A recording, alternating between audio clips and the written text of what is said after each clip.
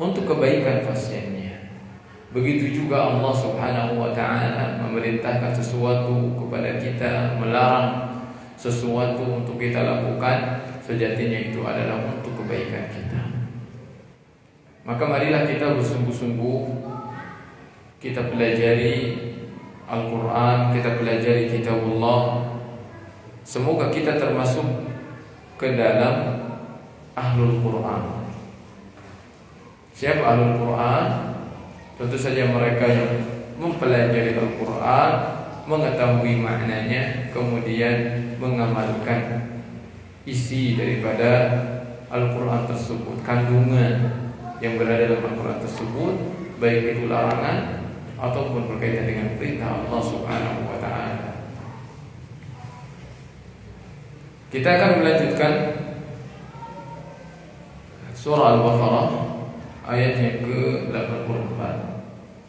Ya, kita akan baca terlebih dahulu. A'udzu billahi minasy syaithanir rajim. A'udzu billahi minasy syaithanir rajim. Wa idh akhadna mitsaqakum la tasfikuna dima'akum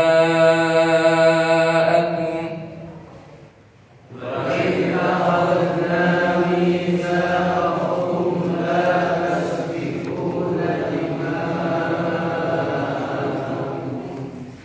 wa la tukhrijuna anfusakum min diyarikum thumma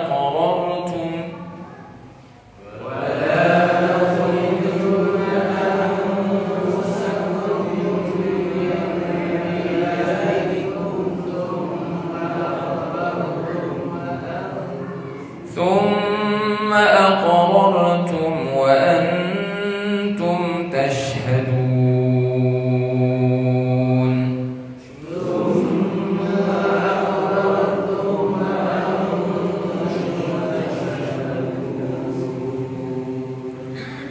ثم أنتم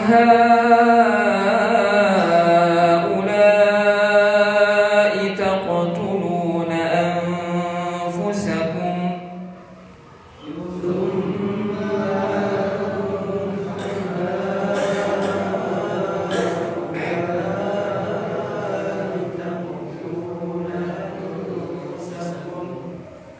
وتخرجون فريقا منكم من ديارهم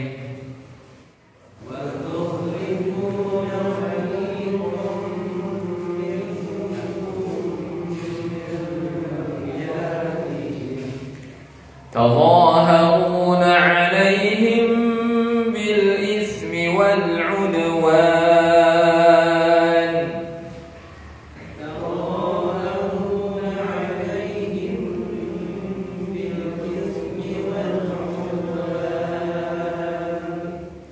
وإن يأتوكم أسارى تفادوهم وهو محرم عليكم إخراجهم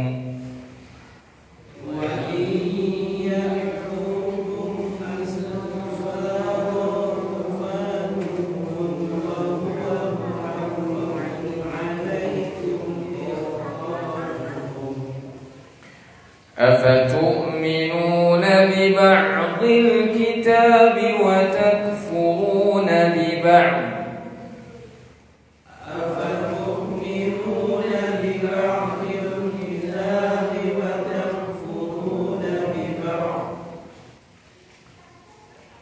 فما جزاء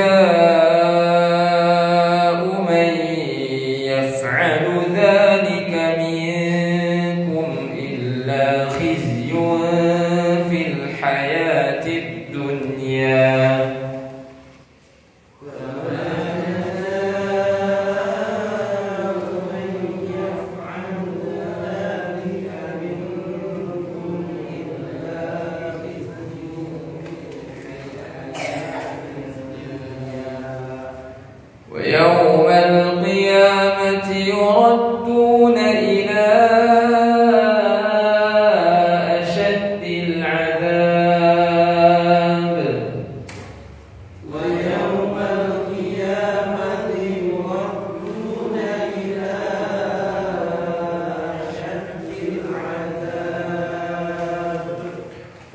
Allahu bighafilin amma ta'malun.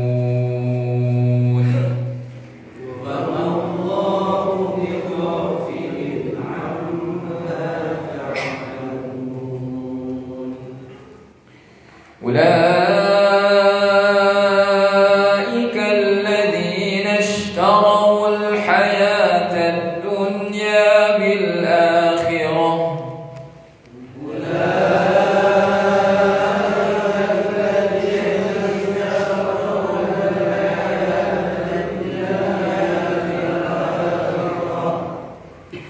فلا يخفف عنهم العذاب ولا هم ينصرون.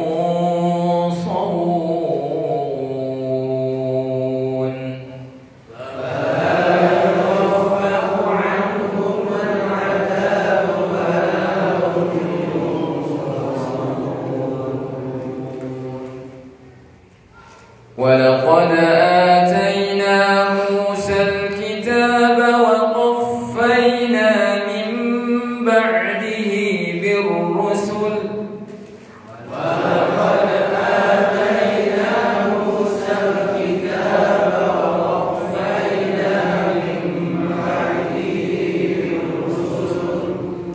وآتينا عيسى ابن مريم البينات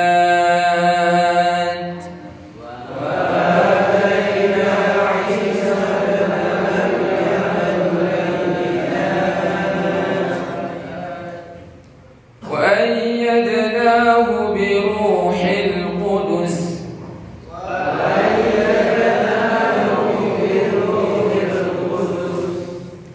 أفكلما جاءكم رسول بما لا تهوى أنفسكم استكبرتم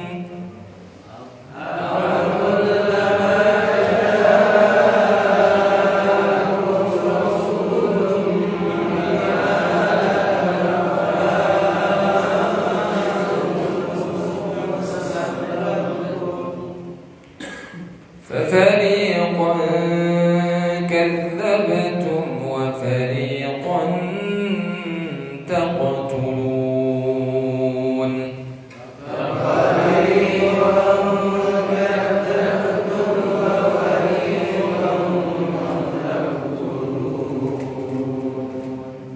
وقالوا قلوبنا غلف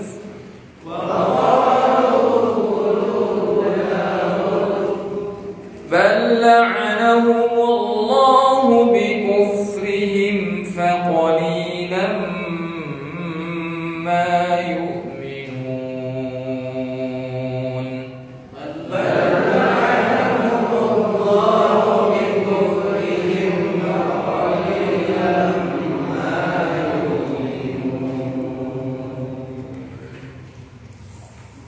Para hadirin yang dirahmati oleh Allah Subhanahu wa taala,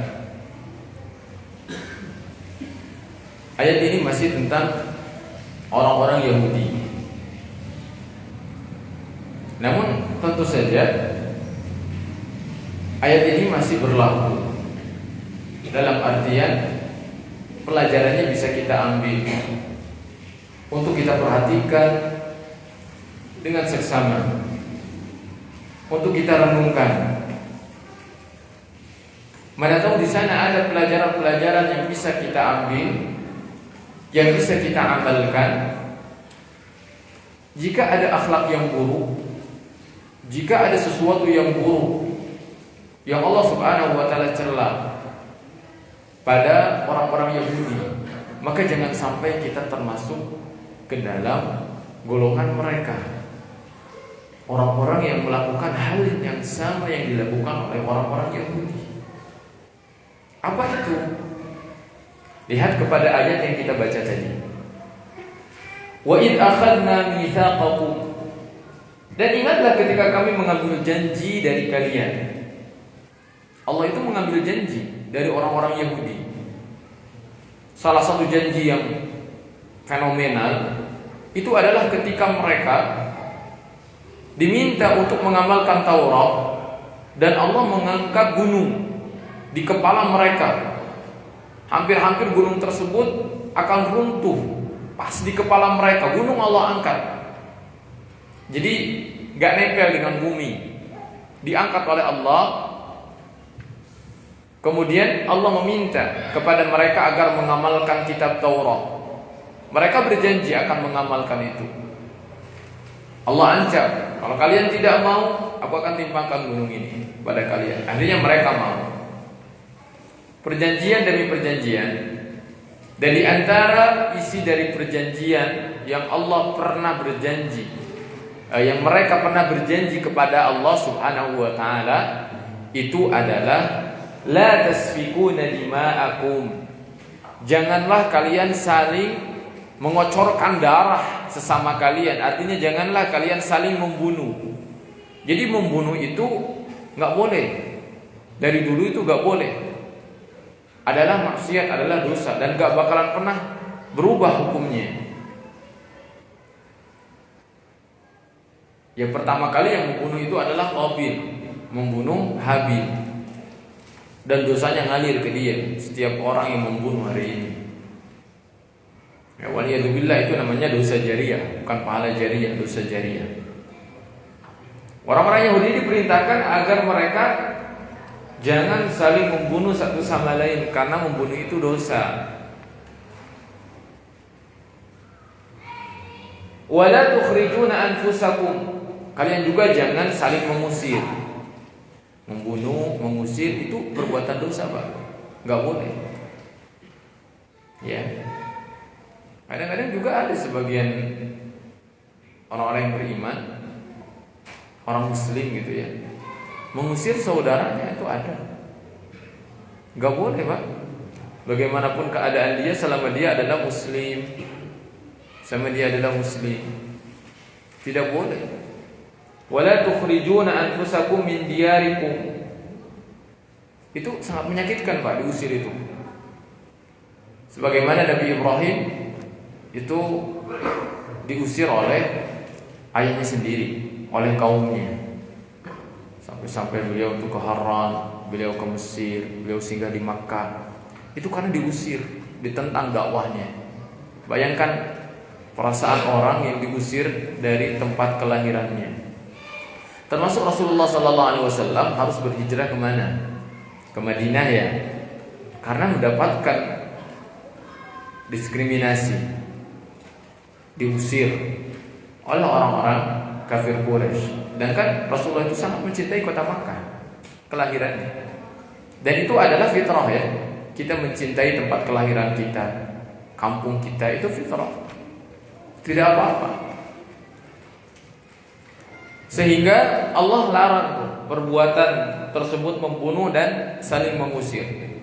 Tsumma aqrartum wa antum tashhadun. Mereka berikrar, ya, kami akan senantiasa menjaga satu sama lain, tidak akan membunuh. Dan mereka juga bersaksi, ya, kami tidak akan saling mengusir.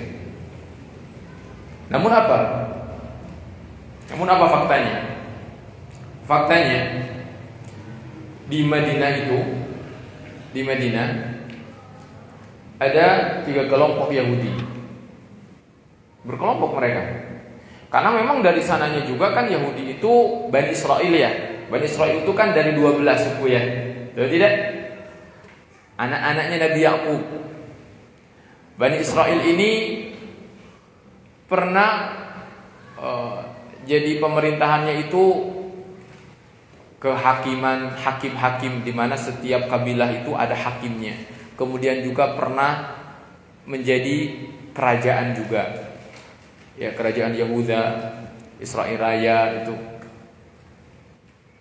Begitulah kenapa demikian mereka berubah-ubah ke pemerintahannya, karena memang ada ini, ada perselisihan di antara mereka, yang pada akhirnya di zaman Rasulullah juga Yahudi itu ada Bani Qainuqa, ada Bani Quraidah, dan ada Bani Nazir. Gitu. Bani Nazir itu yang diceritakan di dalam surah Al-Hasyr. yang Allah hinakan mereka, yukhribuna buyutahum biaydihim. Jadi mereka itu diusir oleh Rasulullah sallallahu alaihi wasallam dan kaum muslimin. Kenapa? Karena mereka membatalkan perjanjian. Masih ingat mungkin ya, perang Ahzab. Itu bagaimana mereka menikam dari belakang. Yang harusnya mereka kerjasama, ya memang dibolehkan kerjasama dengan orang kafir dalam rangka menolak orang kafir juga gitu, serangan dari luar juga. Karena pada saat itu Rasulullah kan berdampingan dengan orang-orang Yahudi, ya kan, di Madinah. Namun mereka ternyata melanggar janji. Tidak tahu ternyata Rasulullah dimenangkan oleh Allah Subhanahu wa taala. Yang pada saat itu langsung Rasulullah mengeksekusi itu Bani Quraidah. Termasuk Banu Nadir juga mereka demikian, hingga diusir mereka. Bagaimana cara pengusirannya?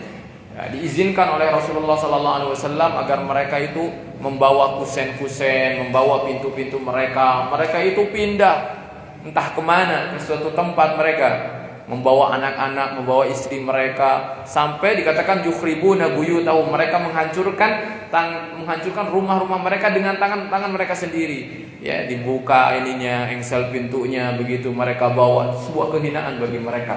Kenapa? Karena perbuatan mereka sendiri. Karena melanggar perjanjian. Dan itulah kebiasaan orang-orang Yahudi, melanggar perjanjian. Sehingga melanggar perjanjian itu di dalam agama Islam itu sangat tercela. Bahkan adalah salah satu sifat di antara sifat orang-orang munafik. Betul tidak? Idza tumina khana. Kalau dikasih amanah dia khianat. Wa idza wa'ada akhlafa. Kalau dia berjanji maka dia ingkari janji. Itu adalah sifat orang-orang Yahudi. Bahkan menjadi sifat orang-orang munafik di dalam agama kita. Mereka sudah berjanji, namun akhirnya mereka melanggar perjanjian tersebut. Mereka saling membunuh. Wa tukhrijuna fariqam minkum min diyarihim. Mereka saling mengusir. Jadi dari kalangan musyrikin itu ada namanya kelompok Aus dan Khadraj. Ya, mereka juga sama, Aus dan Khadraj. Itu. Di mana Aus dan Khadraj ini mereka lah yang menjadi orang-orang Ansar setelah Islam datang. Ya. Nah, itu kaum musyrikin menjadi orang-orang Ansar. Aus dan Khadraj. Ini mereka saling memiliki sekutu satu sama lain. Banu Quraidah itu mereka bersekutu dengan Aus. Sedangkan Banu Nadir mereka bersekutu dengan Khazraj. Jadi Yahudi dengan kaum musyrikin mereka kerjasama, punya sekutu gitu. Lawannya siapa? Lawannya Yahudi lagi yang bersekutu dengan kaum musyrikin juga. Ini paham enggak? Gitu. Jadi mereka itu saling bermusuhan. Yahudi dengan Yahudi ini, Banu Nadir dengan Banu Quraidah saling bermusuhan. Ditambah lagi di sini Banu Qainuqa, ya, yang mereka bekerjasama dengan Khadraj, berarti dengan Banu Nadir. 3 kelompok, yang ini 2 kelompok. Di masing-masing kelompok ada Yahudinya. Sebagaimana di masing-masing kelompok itu juga kaum musyrikin. Mereka saling membunuh, mereka saling mengusir. Wa tukhrijuna fariqam min diyarikum, ya, wa tukhrijuna fariqam minkum min diyarihim tadhaharuna 'alaihim bil itsmi wal 'udwan. Mereka itu mengancurkan senjata, mereka itu mengibarkan bendera peperangan terus satu sama lain. Namun perhatikan, ini konyolnya Yahudi. Wa iyatukum usara tufaduhum wa huwa muharramun 'alaikum ikhrajuhum. Aneh. Tapi misal kan Banu Quraidah itu dia sekutunya dengan Aus. Banu Quraidah itu Yahudi. Memiliki lawan yaitu Bani Nadir yang mereka itu sekutunya adalah dengan Khadraj. Perang tuh. Quraidah dengan Banu Nadir itu perang, saling bunuh, saling usir. Tapi ketika ada mereka jadi lawannya itu Yahudi, misalkan orang Quraidah melihat ada salah satu dari Banu Nadir tertawan oleh kaum musyrikin. Itu dibantu oleh mereka, kan konyol, aneh. Iya kan? Jadi gini, Pak. Misalkan, ini misal saja. Kita ini sahabatan. Saya dengan Bapak ini sahabatan. Secara ini sahabatan, oleh Allah diperintahkan harus menjaga persahabatan. Tetapi dilanggar janji tersebut, malah kita bermusuhan. Ini ada kelompok ketiga nih. Kita saling bunuh, ya waliyadzubillah. Kita saling serang. Tapi kalau ada di antara Bapak ini ditawan oleh pihak lain, kita tebus. Kan konyol, Yahudi begitu. Ya ngapain kalau begitu, ngapain berperang? Ngapain saling berperang, ngapain saling bunuh? Ya, maka kata Allah Subhanahu wa taala, "Afatu'minuna bi ba'dil kitab wa takfuruna bi ba'd." Ini ya kata saya tadi konyol. Aneh. Mereka beriman kepada sebagian kitab dan mereka kufur kepada sebagian lainnya. Mereka beriman kepada ungkapan atau pernyataan di dalam kitab At-Taurah, di mana kalau ada dari bangsa mereka, bangsa Yahudi yang ditawan oleh bangsa lain, harus dibebaskan. Mereka beriman itu. Tetapi mereka juga kufur kepada perintah lain. Apa itu? Perintah untuk menjaga persaudaraan, tidak boleh saling membunuh, tidak boleh saling mengusik. Itu mereka tidak lakukan. Makanya satu ayat mereka amalkan, satu ayat lain mereka ingkari. Itu kebodohannya orang-orang Yahudi. Fama jazaa'u man yaf'alu dzalika minkum illa khizyun fil hayatid dunya. Maka tidak ada balasan yang pantas bagi orang yang berbuat demikian di antara kamu selain kenistaan dalam kehidupan dunia. Ya, kita harus baca sejarah Yahudi, Pak. Yahudi itu dari dulu, ya kan? Sampai sekarang mereka masih rebutan lahan. Betul tidak? Karena dari dulu, Pak, mereka itu adalah bangsa yang dijajah. Karena pola pikir mereka yang rusak. Mereka itu bangsa yang dijajah, mereka itu tidak punya tempat, diusir. Betul tidak? Ya, banyak negara yang telah menjajah mereka. Ada enggak? Jerman kan? Yahudi yang dibantai kan? Iya. Itu sampai pada suatu ketika mereka itu dijajah oleh bangsa Romawi, oleh bangsa Yunani itu. Termasuk mereka bisa masuk lagi pada saat itu ke Palestina, dibawa oleh namanya Uzair, ya, Ezra kalau dalam bahasa ininya. Ya, diizinkan itu oleh yang menjajah mereka untuk dibawa orang-orang Yahudi. Bahkan di zaman Nabi Musa mereka itu diharamkan untuk menginjak Baitul Maqdis. 40 tahun mereka disesatkan oleh Allah Subhanahu wa taala, kesasar gitu. Baitul Maqdis itu misalkan tuh dekat tuh di sana tuh, di perapatan sana. Tapi selama 40 tahun mereka muter aja gak ketemu itu Baitul Maqdis. Diharamkan oleh Allah Subhanahu wa taala. Nah, yatihuna fil ard, mereka terus muter, enggak ketemu. Ya kan? Itu telah lewat cerita kita itu. Terus sampai di zaman Rasulullah mereka begitu sifatnya.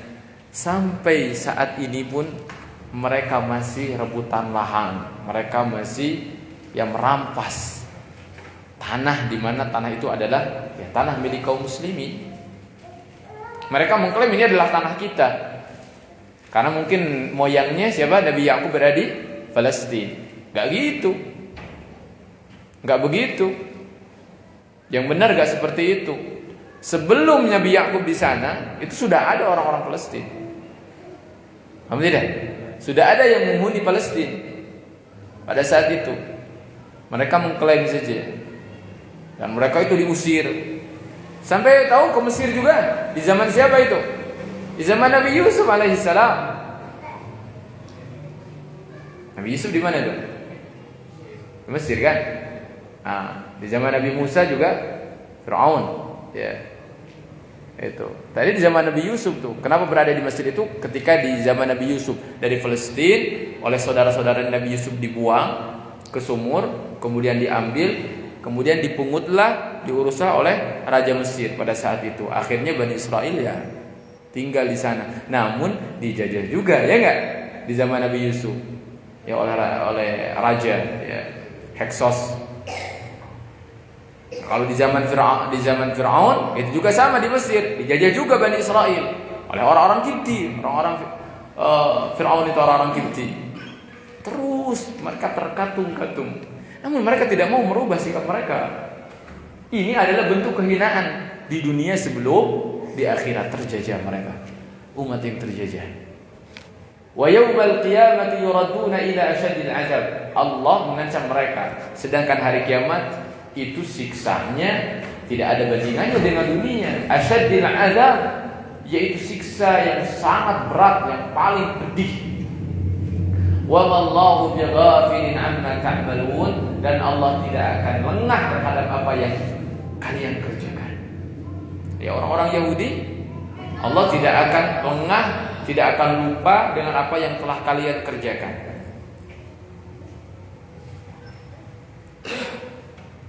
Kemudian Allah Subhanahu wa taala berfirman setelahnya, ulaika alladziina ishtaraw al-hayata ad-dunya bil akhirah fala yukhaffafu 'anhum al-'adzabu wa la hum yunsarun.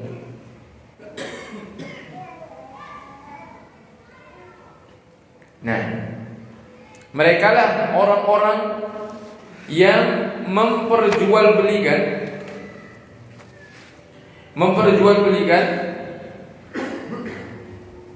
yakni keimanan mereka dengan kekufuran. Mereka mengganti keimanan. Ulaika alladziina ishtaraw al-hayata ad-dunya bil akhirah. Kitab Taurat, keimanan, ya, mengikuti hidayah, mereka ganti dengan dunia. Mereka lebih menginginkan dunia. Sehingga Allah Subhanahu wa taala mengatakan, "Fala yukhaffafu 'anhumul 'adzabu wa la hum yunsarun." Mereka tidak akan diringankan azabnya oleh Allah Subhanahu wa taala, dan mereka tidak akan ditolong oleh Allah Subhanahu wa taala. Ya, orang-orang yang menjual agamanya, orang-orang yang telah mendapatkan petunjuk hidayah dari Allah Subhanahu wa taala, maksud mendapatkan di sini itu datang kepada dia petunjuk dan hidayah. Namun hidayah tersebut dibuang oleh mereka, kemudian mereka memilih kehidupan dunia. Maka ancamannya adalah Allah Subhanahu wa taala tidak akan meringankan siksaan mereka, dan mereka tidak akan ditolong oleh Allah Subhanahu wa taala. Walaqad atayna Musa al-kitaba wa qaffayna min ba'dihi bir-rusul, dan sungguh kami telah memberikan kitab Taurat kepada Nabi Musa. Wa qaffayna min ba'dihi bir-rusul. Wa qaffayna bimana atba'na, kami susulkan setelahnya, setelah Nabi Musa, para rasul. Banyak, Pak. Dari Nabi Musa kepada Nabi Isa itu.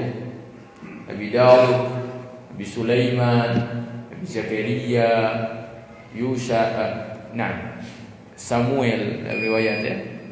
Ada mengatakan Samuel atau Samuel pakai sin.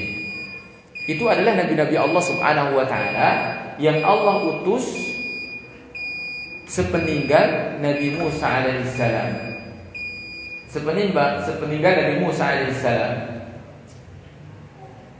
Wa atayna Isa ibn Maryam al-bayyinati wa ayyadnahu bi ruhil qudus. Dan kami telah memberikan kepada Isa. Isa itu lahir di mana? Ya, di masa Kaisar Romawi kalau tidak salah ya. Kaisar Romawi. Itu lahir Nabi Isa alaihissalam, di sana Nabi Isa. Ya. Itu juga setelah Yahudi melalui masa penjajahan demi penjajahan oleh bangsa-bangsa yang lainnya. Dan Nabi Isa ibnu Maryam telah Allah berikan al-bayyinat.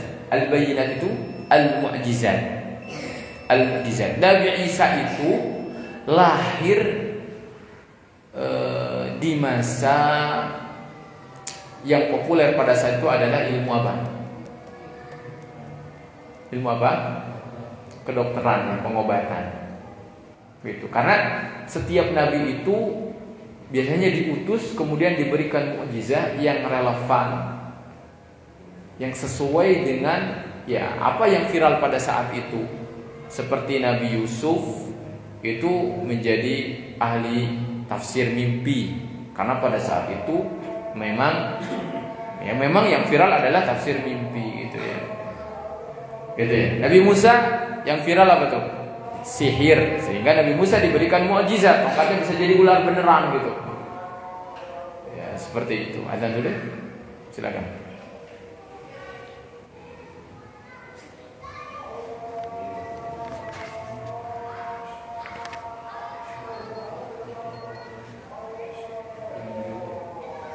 Ya.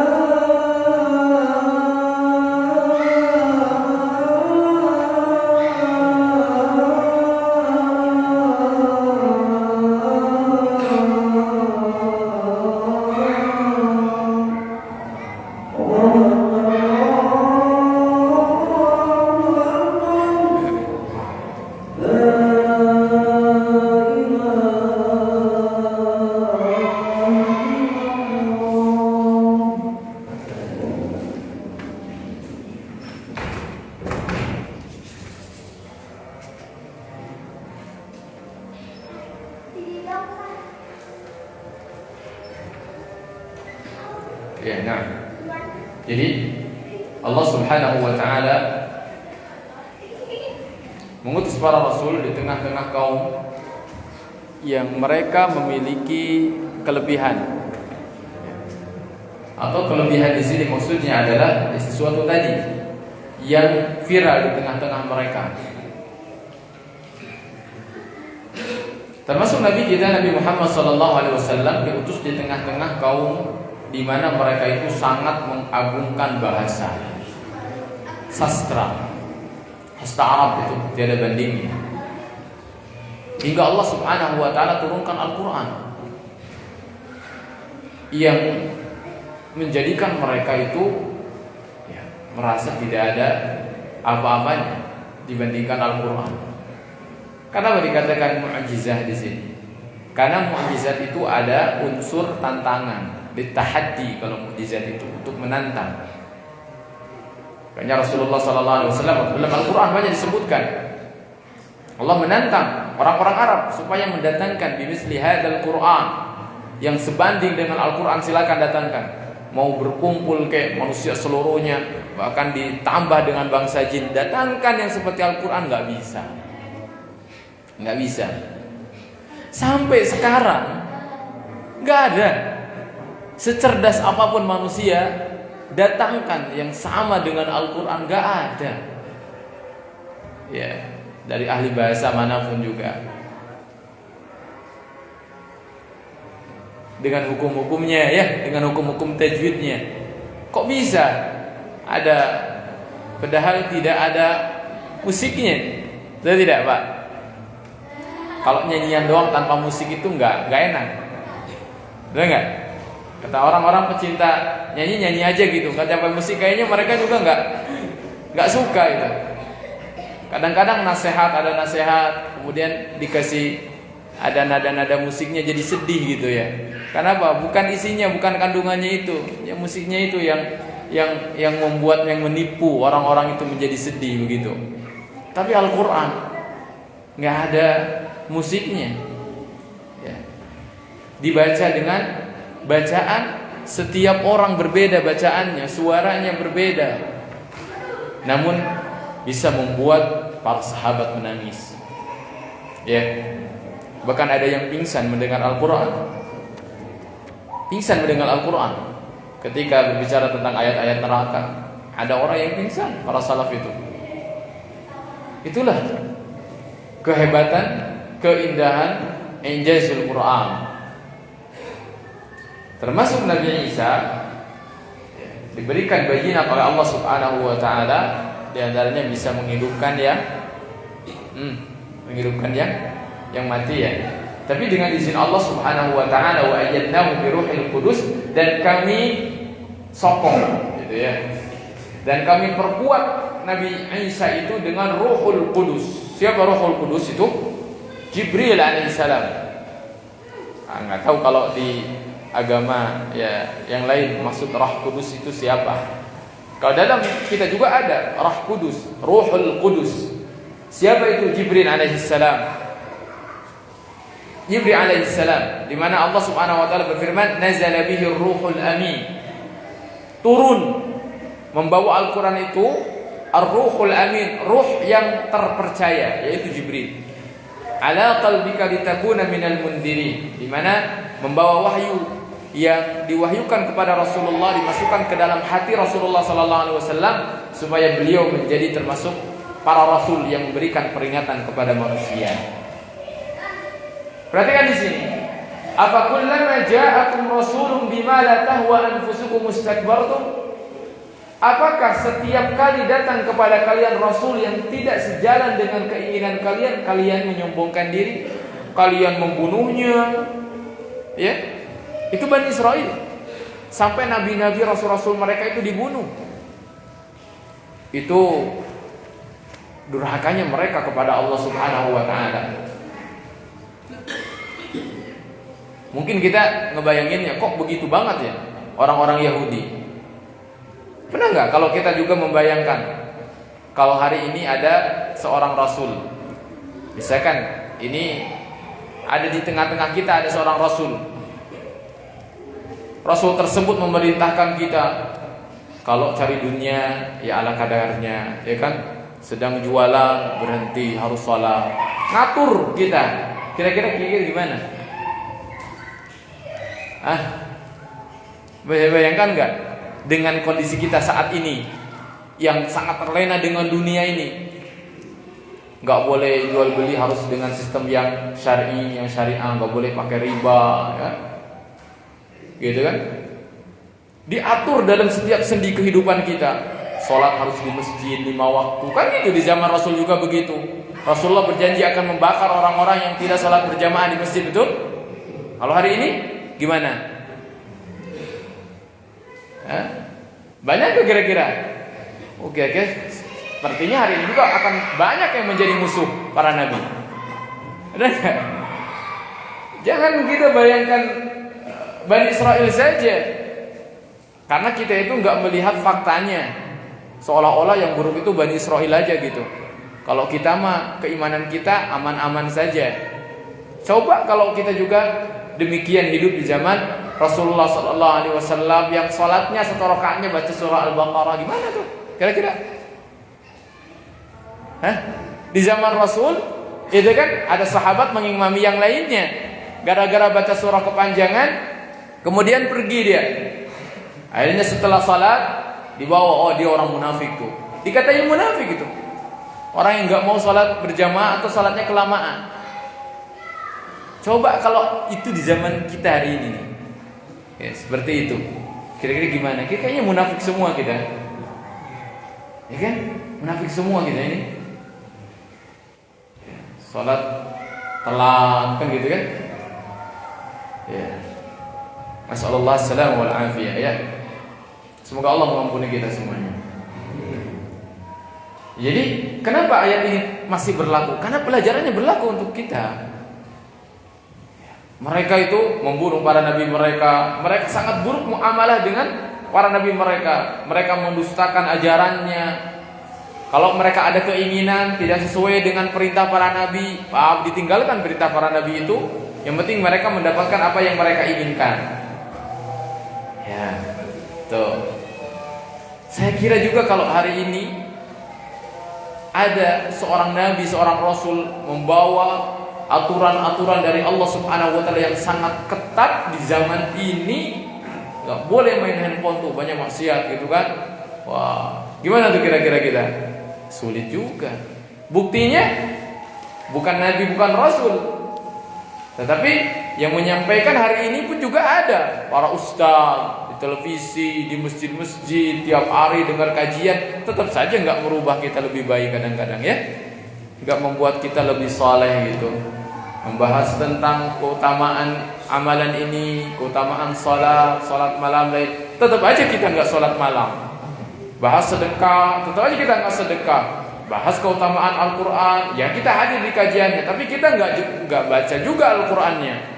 Gitu kan? Tetap saja begitu. Coba. Untung saja kita itu bukan yang di zaman itu. Kalau ada di zaman itu mungkin kita yang menjadi cerita saat ini, ya kan? Dan itu karena hikmah Allah, kasih sayang Allah kepada kita semuanya. Ya, di saat iman kita itu sangat lemah, ya Allah jadikan kita hidup di zaman ini dengan keimanan, kualitas iman kita saat ini. Enggak Allah jadikan kita di zamannya Nabi Muhammad SAW, ya kan? Ya susah kalau harus mengikuti imannya Abu Bakar, imannya Umar, ya seperti apa? Ya kalau misalkan jadi konco-konconya Abu Jahal, Abu Lahab, sepertinya mudah untuk diikuti. Untuk kualitas iman kita hari ini gitu ya. Tapi alhamdulillah Allah dengan rahmatnya Allah masih diberikan karunia Islam, karunia iman kepada kita hari ini. Ini harus disyukuri oleh kita semuanya. Ya. Fa fariqan kadzabtum wa fariqan taqtulun. Sebagian kelompok mendustakan, sebagian kelompok lagi taqtulun. Taqtulun di sini pakai fi'il mudhari, Pak. Pakai apa tuh? Fi'il mudhari itu bentuk apa? Present ya. Present atau continuous tense gitu ya. Kenapa? Kalau itu kadzabtum, mereka mendustakan, wa fariqan taqtulun. Itu kata para ulama, ini mengisyaratkan bahwasanya sikap orang Yahudi itu akan terus berlanjut seperti itu gitu. Hari ini begini diingatkan, besok nih generasi berikutnya akan gitu juga. Terbukti kan sekarang kan? Iya. Mereka umat yang haus darah, membantai terus. Ya, enggak berperi kemanusiaan mereka. Enggak punya hati orang-orang Yahudi itu. Allah katakan fariqan kadzabtum wa fariqan taqtulun. Pakai fi'il mudhari. Fi'il mudhari itu keberlakuannya itu terus, Pak. Ya, bentuk kata kerja yang terus, bukan lampau. Sehingga mereka akan seperti itu terus. Itu kata Allah Subhanahu wa ta'ala. Ayat yang terakhir, wa qalu qulubuna ghul. Apa terjemahnya di sini? Mereka mengatakan hati kami tertutup. Itu di hadapan Rasulullah sallallahu alaihi wasallam. Wa qalu qulubuna ghul. Muhammad, hati kami itu tertutup. Enggak bisa dengerin nasihat kamu. Sampai gitu. Itu supaya bikin beliau sallallahu alaihi wasallam sakit hati. Ayo ngomong. Kasih kita nasihat. Hati kita udah tertutup. Sampai gitu. Makanya kata Allah, bal la'anahumullahu bikufrihim. Ya. Ada juga yang mengatakan bahwa tertutup itu maksud mereka itu mengatakan tertutup, Muhammad, hati kami ini itu telah penuh dengan petunjuk Taurat. Taurat ini telah berkumpul di dada kami. Kamu membawa apa? Membawa Al-Quran. Nggak ada ruang Al-Quran untuk hati kami.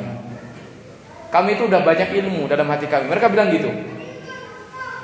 Dalam satu tafsirannya begitu. Jadi kami itu udah banyak ilmu di hati kami itu. Nggak ada ruang ilmu yang dibawa oleh kamu itu.